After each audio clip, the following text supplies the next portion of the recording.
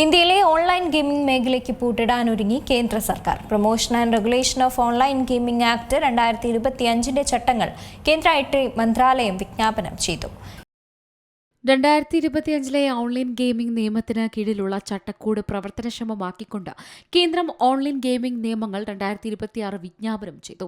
May 1 മുതൽ നിയമങ്ങൾ പ്രാബല്യത്തിൽ വരും. പുതിയ ചട്ടക്കൂടിന് കീഴിൽ സർക്കാർ ഒരു online gaming authority of India രൂപീകരിക്കും. ഇത് മേഖലയെ നിയന്ത്രിക്കുന്നതിനുള്ള നോഡൽ ബോഡിയായി പ്രവർത്തിക്കും. ഗെയിമുകളെ തരംതിരിക്കൽ, പരാതികൾ കൈകാര്യം ചെയ്യൽ, നിർദ്ദേശങ്ങൾ നൽകൽ, ധനകാര്യ സ്ഥാപനങ്ങളുമായി, എൻഫോഴ്സ്മെന്റ് ഏജൻസികളുമായി ഏകോപിപ്പിക്കൽ എന്നിവ അതോറിറ്റിയുടെ ഉത്തരവാദിത്തം. നിയമങ്ങളുടെ ഒരു പ്രധാന സവിശേഷത ഒരു നിർണായക പ്രക്രിയയുടെ ആമുഖമാണ്. ഇതിലൂടെ ഒരു ഗെയിമിന് യഥാർത്ഥ പണഘടകങ്ങൾ ഉൾപ്പെട്ടിട്ടുണ്ടോ, അതോ ഓൺലൈൻ സോഷ്യൽ ഗെയിമുകൾ അല്ലെങ്കിൽ ഇ സ്പോർട്സ് പോലുള്ള സുരക്ഷിത വിഭാഗങ്ങളിൽ പെടുന്നുണ്ടോ എന്ന് അതോറിറ്റി വിലയിരുത്തും. പ്രവേശന ഫീസ്, നിക്ഷേപങ്ങൾ, സമ്മാന വിജയങ്ങൾ, പ്ലാറ്റ്ഫോമിന് പുറത്തെ റിവാർഡുകൾ, ധനസമ്പാദനം നടത്താൻ കഴിയുമോ തുടങ്ങിയ ഘടകങ്ങളെ ആശ്രയിച്ചിരിക്കും വർഗീകരണം. എല്ലാ ഗെയിമുകൾക്കും രജിസ്ട്രേഷൻ നിയമങ്ങൾ നിർബന്ധമാക്കുന്നില്ല എന്നത് ശ്രദ്ധേയമാണ്.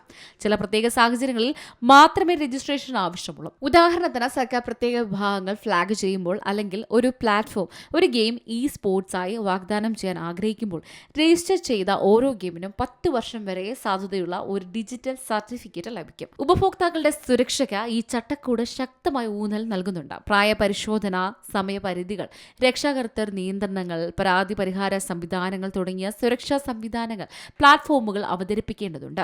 ഡേറ്റാ രേഖകൾ സൂക്ഷിക്കുകയും പ്രവർത്തനങ്ങളിൽ സുതാര്യത ഉറപ്പാക്കുകയും വേണം. ഒരു ഗെയിമിനെ റിയൽ മണി ഗെയിമായി തരംതിരിച്ചിരിക്കുന്ന സന്ദർഭങ്ങളിൽ അത്തരം പ്ലാറ്റ്ഫോമുകളുമായി ബന്ധിപ്പിച്ചിട്ടുള്ള സാമ്പത്തിക ഇടപാടുകൾ താൽക്കാലികമായി നിർത്തിവെക്കാനോ തടയാനോ ബാങ്കുകളോടും പേയ്മെന്റ് ഇടനിലക്കാരോടും അതോറിറ്റിക്ക് നിർദ്ദേശിക്കാൻ കഴിയും. പ്ലാറ്റ്ഫോമുകൾ ഒരു നിശ്ചിത സമയപരിധിക്കുള്ളിൽ പരാതികൾ പരിഹരിച്ചിട്ടില്ലെങ്കിൽ ഉപഭോക്താക്കൾക്ക് അധികാരികളെ അറിയിക്കാൻ അനുവദിക്കുന്ന ഒരു ഘടനാപരമായ പരാതി സംവിധാനവും നിയമങ്ങൾ വ്യവസ്ഥ ചെയ്യുന്നുണ്ട്. News desk C Malayalam news. ഏറ്റവും പുതിയ വാർത്തകളും വിശേഷങ്ങളും വിരൽത്തുമ്പിലറിയാൻ സി മലയാളം ന്യൂസ് എല്ലാ ഡിജിറ്റൽ പ്ലാറ്റ്ഫോമുകളിലും ലഭ്യം.